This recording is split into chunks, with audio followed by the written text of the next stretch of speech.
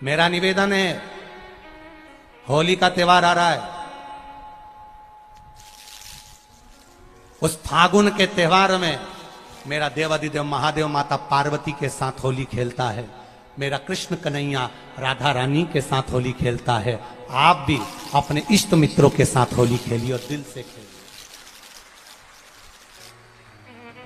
दिल से खेलिए, हृदय से खेलिए, भाव से खेलिए, दिल से त्योहार मनाइए।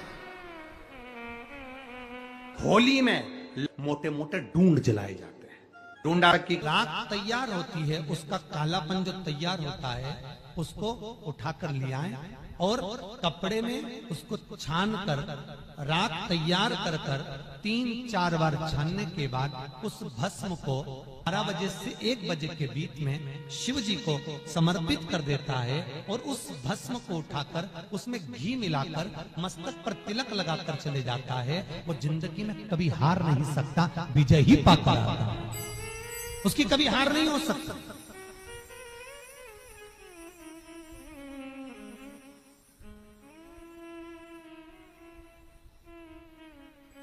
वो कभी हार नहीं सकता। शिव महापुराण की कथा कहती है वो भस्म विजयता को प्रदान करती है। आपको किसी से नहीं करना, किसी के हाथ नहीं जोड़ना, केवल वो भस्म का तिलक लगाकर जिससे आपका काम निकालना है उसके सामने पहुंच जाइए, आपको सुख का अनुभव हो जाएगा, कार्य सिद्ध। तो भस्म इतनी प्रबल हो गई, शरीर में बहुत बड़ा रोग हो गया, छूटने को तैयार नहीं है, बड़े बड़े इलाज करवा लिए, बहुत दिखा लिया, बहुत सब दूर इलाज करवाया, सब दूर दिखाया, पर मिटने को तैयार नहीं है। तो फिर अबीर का प्रयोग, एक चावल का दाना, एक श्वेत पुष्प और अबीर भगवान शंकर को समर्पित कर धीरे धीरे धीरे धीरे शरीर का रोग अपने आप समाप्त होना प्रारंभ हो जाए। 5 मंदिर में हम भी केसरिया जल चढ़ाने के लिए बाबा को जाते हैं। महादेव की होली सीहोर में मनाते हैं। वो कभी कभी अगर ऐसा लगे जीवन में कि दुख बहुत ज्यादा आ गया है, बहुत तकलीफ आ गई है, तो लाल चंदन को घिसकर उस लाल चंदन का लेपन भगवान शंकर पर कर कर फिर पानी चढ़ाओ। अगर कोई संकट भारी है और निकट रहा, जैसे किसी नारी का गर्भ नहीं ठहर रहा, 15 साल हो गए, 20 साल हो गए, 25 साल, जैसे इसने लिखा एक माता ने कि 18 साल की बेटी हो गई थी पर संतान में पुत्र नहीं, तो उसने भाव से कथा सुनी।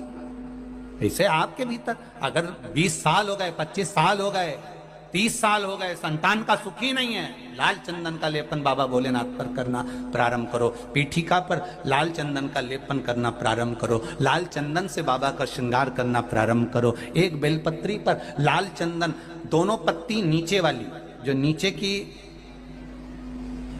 की जो 2 पत्ती होती है इस पे लाल चंदन और बीच वाली पत्ती पर पीला चंदन लगाकर बाबा के शिवलिंग को समर्पित करिए, बाबा से प्रार्थना करिए, रोज प्रार्थना करो। परंतु एक बात का स्मरण रहे, 25 साल हो गए, 20 साल हो गए, 30 साल हो गए, संतान नहीं, तो पहले जल से अभिषेक कराना, अभिषेक कराकर उस जल का आचमन करने के बाद हाथ को खासा करना, धोना, उसके बाद में फिर वापिस बाबा का स्नान कराओ, फिर चंदन का लेपन कराओ, फिर 1 लोटा जल चढ़ाकर बाबा का स्नान कराओ। बाबा का बड़ा सुंदर भाव से लाल चंदन से जो अभिषेक करता है, बाबा को लेपन कर कर फिर जल चढ़ समर्पित करता है, निश्चित है उसकी गोदी मेरा देव अधिदेव महादेव जरूर भरता है, ये निश्चितता है। हम तो बेटियों से भी कहते हैं जिसका विवाह नहीं हो रहा हो, 25 साल, 30 साल, 27 साल, 28 साल, 32 साल, 40 साल हो गए हो, नहीं हो रहा हो बेटा बेटी का विवाह, उसे लाल चंदन का प्रयोग अशोक सुंदरी वाली जगह पर 7 बिंदी लाल चंदन की लगाकर 7 बेलपत्र 7 बिंदी पर रखिए और महाराज अपनी कामना कर कर भगवान से आइए, बाबा देगा, करेगा, 3-4 महीने में विवाह पक्का करेगा। ये लाल चंदन की महत्वता है शिव तत्व। रोग बढ़ गया, बेलपत्री के वृक्ष के नीचे दीप लगाना प्रारंभ करो, बाबा से विनती कर कर घी का दिया लगाइए बेलपत्र वृक्ष के नीचे, बाबा से निवेदन करिए, रोग निवारण। एक लाल चंदन होता है, एक पीला चंदन होता है, 2 तरह का चंदन होता है। जैसे अगर हफ्ते में 1 बार, कितने समय में, जम के बोलो जरा, हफ्ते में 1 बार प्रयास करा करो कि लाल चंदन का पानी हम शिव जी को समर्पित करें।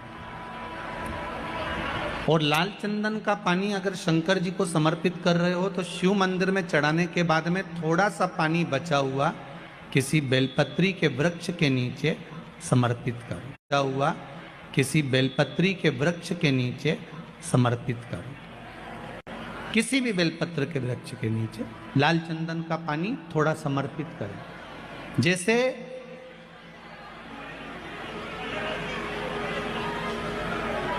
अगर बच्चों का विवाह नहीं होता है, शादी नहीं होती है, तो अपन लोग क्या करते हैं कि भाई एक बेलपत्री का जो पत्ता होता है उस पत्ते के बीच वाली जो पत्ती होती है उस पत्ती पर अपन केसर को घिसकर, केसर को घोलकर उस पत्ती पर अपन केसर का तिलक लगा देते हैं। और केसर का तिलक लगाकर जिसका विवाह नहीं होता उसकी ये बीच वाली उंगली पर, ये बीच वाली पत्ती को अंगूठे से टच कर कर उसको रख देते हैं।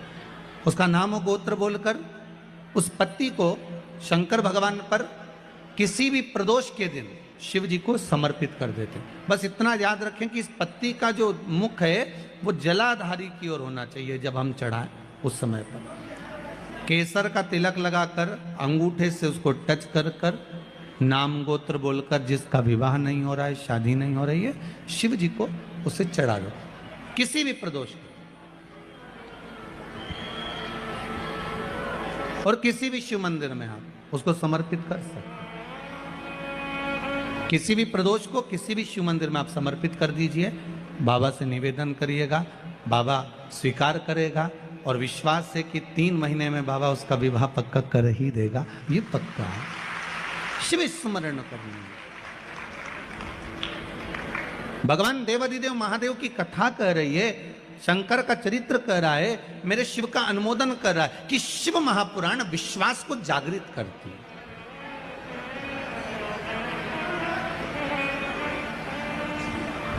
शिव महापुराण विश्वास को जागृत करने का कार्य करते हैं। दुनिया के लोगों ने कहानी गलत गढ़ दी, पूरी कहानी गलत बताई। अगर दुनिया के लोग सही कहानी बताते तो भतीजा और बुआ का संबंध खराब नहीं होता। कहानी गलत थी ना। लोगों ने कहा, हिरण्यकशिपु ने अपनी बहन से कहा, बहन तू अपने भतीजे को गोदी में रखकर बैठ जा और चादर ओढ़कर बैठ जाना, तू बच जाएगी, तेरा भतीजा जल जाएगा। तो बुआ भतीजे को जलाने के लिए गोदी में लेकर बैठी। बोलो सही है कि गलत है? लोगों ने कहानी गलत बताई। होलिका, लोगों ने कहा उसने अपने भतीजे को जलाया। पहले तो होलिका का नाम तो निकालो कि होलिका का नाम क्या है। कथा वालों ने कह दिया हिरण्यकशिपु की बहन थी होलिका, वो अपने भतीजी प्रहलाद को गोदी में लेकर बैठ गई। वो प्रहलाद को हाथी के पांव के नीचे डाला, खोलते तेल में डाला, अग्नि में डाला, इसमें डाला, उसमें डाला, नहीं मरा। आखिरी में अपनी बहन से कहा होलिका तो अपने भतीजे को गोदी में लेकर बैठ जा। पहले उस होलिका का असली नाम तो लाओ, जिस होलिका का नाम विष्णु पुराण में डूंडा लिखा है। क्या नाम लिखा है? डूंडा। होलिका का असली नाम लिखा है विष्णु पुराण में डूंडा। इसलिए आज भी होली में लकड़ी नहीं जलाई जाती, मोटे मोटे ढूंढ जलाए जाते हैं, क्योंकि उसका नाम डूंडा है। और डूंडा बैठी अग्नि में, भतीजे को गोदी में लेकर बैठ गई। उसके पास में एक ब्रह्मा जी की चादर थी, जिसको ओढ़ कर बैठ जाती थी तो आगी में जल नहीं सकती थी। डूंडा ने देखा चारों तरफ से आगी लग गई, मेरा भतीजा जल जाएगा। तो बुआ को लगा मेरा भतीजा जल जाएगा। बुआ वो होती है जो दुआ देती है, बुआ कभी बद्दुआ नहीं देती है। और डूंडा ने अपनी चादर को उतारा, आगी चारों तरफ से लग गई। बुआ को लगा मेरा भतीजा जल जाएगा, तो अपनी चादर उतार कर अपने भतीजे पे डाल दी और बुआ खुद जल गई, पर अपने भतीजे को नहीं जलने दिया। ये कथा है, पर लोगों ने उसको पूरी पलट दिया, पूरा पलट दिया। बुआ कब जलाई अपने भतीजे को? आप में से इतनी सारी बुआ बैठी हैं, कभी अपने भतीजे को अपशब्द कहा? कभी अपने भतीजे को श्राप दिया? कभी अपने भतीजे को बद्दुआ दी? नहीं।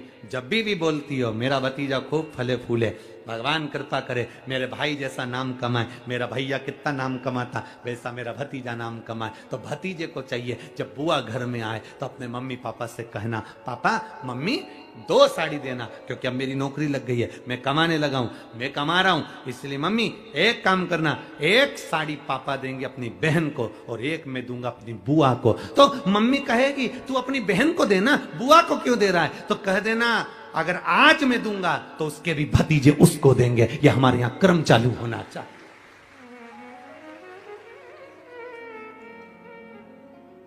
सीहोर में महादेव की होली होती है। आप लोग आए हो कभी? जैसे तुम्हारे ब्रज में होली होती है, ऐसे हमारे सीहोर में जिस दिन होली जलती है उसके दूसरे दिन नहीं, होली जल के दूसरे दिन तो द्रोणी होती है, उसके दूसरे दिन। मतलब जैसे आज होली जली है तो कल हमारे यहाँ महादेव की होली नहीं होगी, परसों ऐसा होता है। मतलब एक दिन बीच में छूटता है, क्योंकि उस दिन तो लोगों को सबके अपने अपने परिचितों के यहाँ जाना पड़ता है। कहीं कोई गमी में जा रहा है, कोई होली खेलने जा रहा है, कोई कुछ करने जा रहा है, तो उसके अगले दिन हमारे यहाँ महादेव की होली होगी।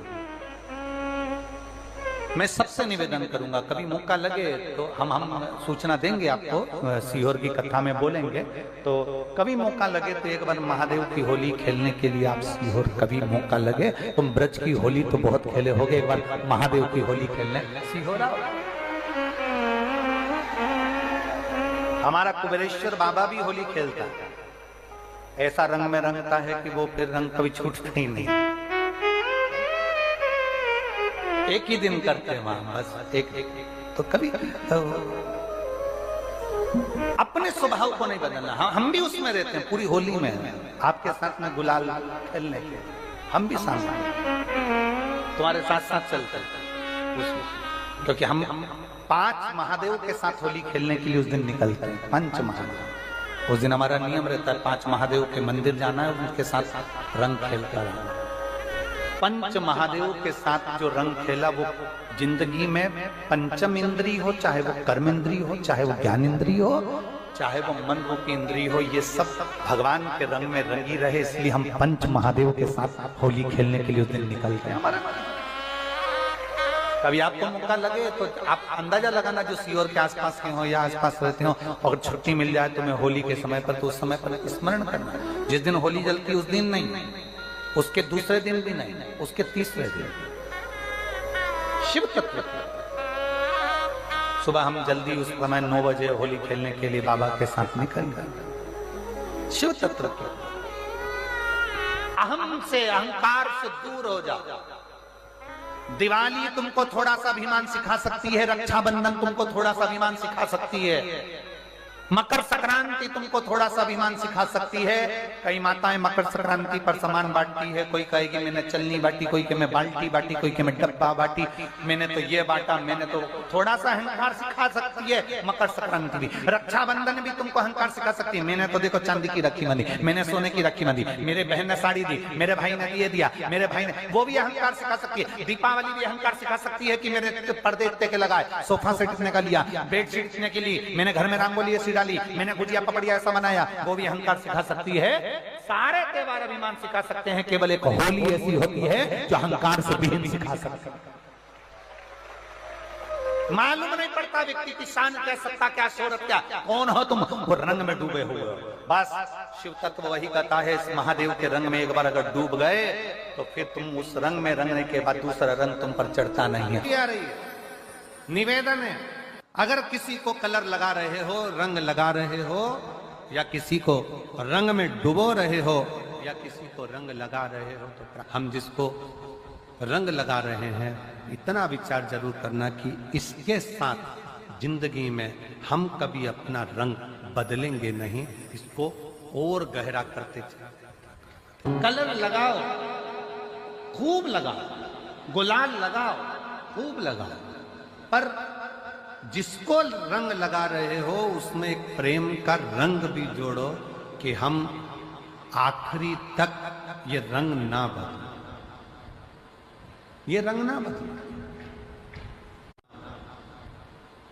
ये रंग ना बदले।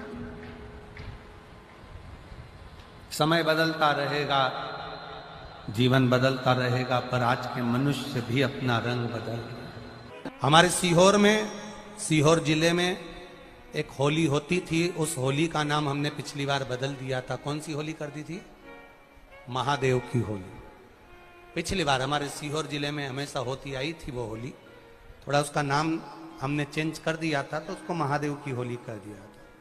मेरे सीहोर जिले के रहने वाले सभी रहवासियों से, जिले भर के निवासियों से निवेदन करना चाहूंगा, वो पुरानी होली को बंद कर महादेव की होली नाम दिया गया है।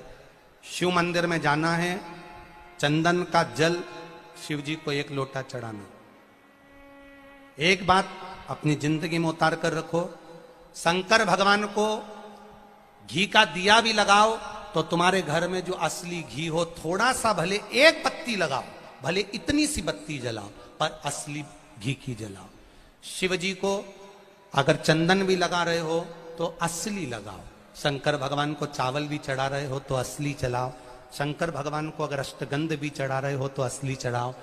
केमिकल का कोई चीज मेरे महादेव को मत चढ़ाओ जिससे भगवान शिव की मूर्ति नष्ट हो। ऐसी कोई चीज मेरे महादेव को ना चढ़ाओ।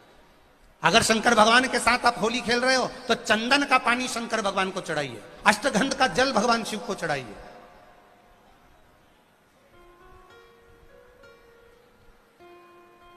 तो सीहोर में 5 दिन की जो होली होती है सीहोर जिले के अंतर्गत, वो पुराने समय की बड़ी प्राचीन होली है, उसका नाम दूसरा था। अगले वर्ष से उसका नाम महादेव की होली रख दिया गया है। तो हमने कहा क्या है, सारे त्योहार फीके हो गए, होली आ रही है, लगी नहीं रिया की होली जैसा है।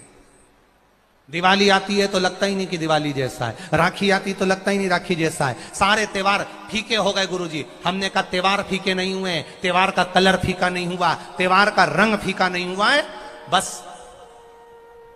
त्योहार वही है, गुलाल वही है, मिठाई वही है, गुजिया पपड़िया वही है, खुरमे चकरी वही है, पपड़िया वही है, गुजिया वही है, इंसान वही है। बस बाजार में से जो रौनक समाप्त नहीं हुई है, रौनक आपके भीतर की समाप्त हो गई। आपके भीतर इतनी ईर्ष्या भराती गई, इतनी ईर्ष्या भराती गई, इतनी ईर्ष्या भराती गई कि वो ईर्ष्या के कारण, उस अहंकार के कारण, उस अहम के कारण तुम एक दूसरे से मिलना पसंद नहीं कर पाते। पहले के लोग कहते थे हमारे यहाँ जब होली होती थी इतने लोग आते थे, मिलने जाते थे, गुलाल लेकर जाते थे। आजकल तो कोई दिखता नहीं है। कारण केवल इतना सा है, तुम्हारा अहंकार, तुम्हारा ईगो, तुम्हारा अभिमान तुम्हें अपने घर से बाहर नहीं निकालता। तुम घर से बाहर नहीं निकलते अपने अहंकार के कारण, अपनी काया के कारण, अपनी अभिमतता के कारण। आप दूसरे से मिलना पसंद नहीं करते। जरा सा कोई ने कलर लगाया तुम्हें क्रोध आ गया, जरा सा किसी ने गुलाल लगाया तुम्हें गुस्सा आ गया, जरा सा कोई आया भाभी जी भैया जी करके गुलाल लगा गया, तुम न न न न न न न न न कहां जाओ। इतने वीआईपी हो गए, इतने वीआईपी हो गए, इतने वीआईपी हो गए कि अपने त्योहारों से भी दूर हो गए। कि एक बार पांडवों ने अश्वमेध, एक बार आवर्त महोत्सव रखा और एक यज्ञ रखा। उस यज्ञ का नियम था, पहले जो यज्ञ होते थे उन यज्ञ का नियम था, यज्ञ में घंटा लगता था। वो यज्ञ की जैसी पूर्णाहुति होती थी तो यज्ञ का घंटा अपने आप बज जाता था, अपने आप बजता था, उसे बजाता कोई नहीं था, अपने आप बजता। आज यज्ञ का घंटा नहीं बजा तो युधिष्ठिर ने पंडितों से पूछा, ब्राह्मणों आपने यज्ञ करवाया पर ये यज्ञ का घंटा नहीं बजा। ब्राह्मणों ने कहा हमने तो यज्ञ अच्छा करवाया पर घंटा क्यों नहीं बजा, समझ में नहीं आया। तब इतने में ब्राह्मणों में से एक ब्राह्मण यज्ञाचार्य ने कहा, मुझे लगता है यज्ञ 2 तरह का होता है। एक यज्ञ जो अग्नि में सांकल्य दी जाती है तो अग्नि देवता प्रसन्न होते हैं, और दूसरा यज्ञ वो कि भंडारा किया जाए और लोगों के मुंह में भोजन दिया जाए, वो यज्ञ भी प्रबल होता है। महाराज हमको लगता है यहाँ दोनों यज्ञ हुए, एक यज्ञ आहुतियों का, एक यज्ञ भंडारे का। मुझे लगता है भंडारे में कोई भूखा रह गया है, कोई भूखा है। अब वो भूखे व्यक्ति को ढूंढो। पांडव गए और पांडव जाकर जरा पता करो कि भूखा कौन है अपने नगर में, यज्ञ का घंटा बजेगा। जाकर देखा तो एक कुटिया में एक संत बैठे हुए थे। बाबा आपने भोजन किया है? नहीं। आपने भोजन नहीं किया? नहीं। क्यों नहीं किया? मैं काय को भोजन करूं, भंडारा हो रहा, चलो भोजन करो। नहीं नहीं मैं नहीं करता। भंडारे में भोजन नहीं करोगे? नहीं। क्यों नहीं करोगे? मैं उसके घर में भोजन करता हूं जो मेरे को 108 अश्वमेध यज्ञ का पुण्य देता है।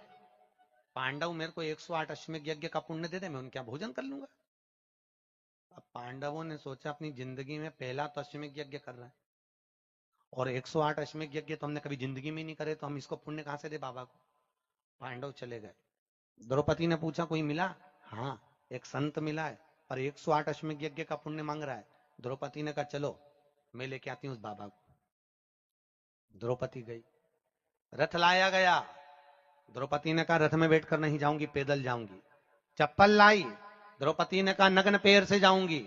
नंगे पैर द्रौपदी उस संत के दरवाजे पर पहुंच गई।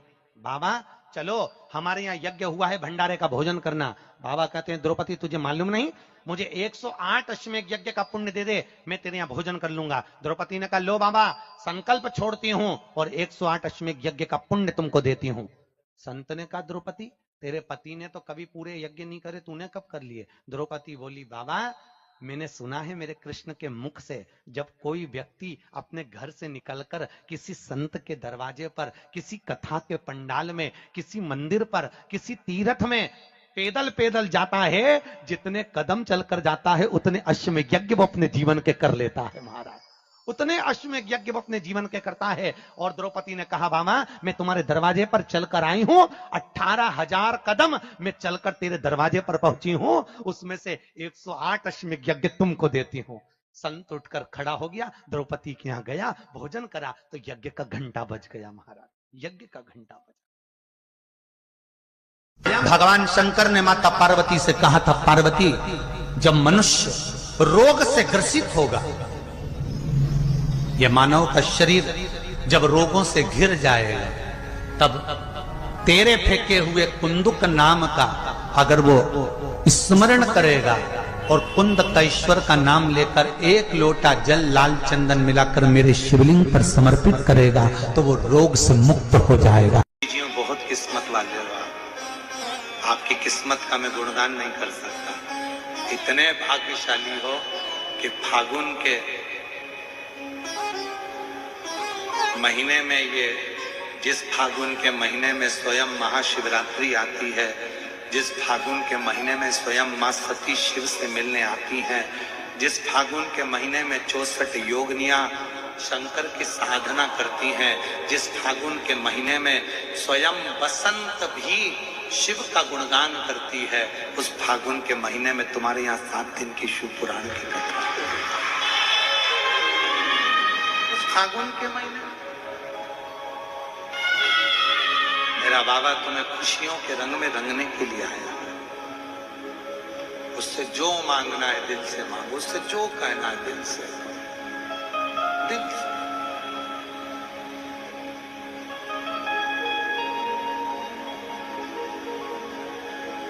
फूलों की कलियों में, काशी की गलियों में, फूलों की कलियों में, काशी गलियों में, तेरे बिना कुछ नहीं, तेरे बिना क्या जीना बाबा रे, तेरे बिना क्या जीना शंभू रे।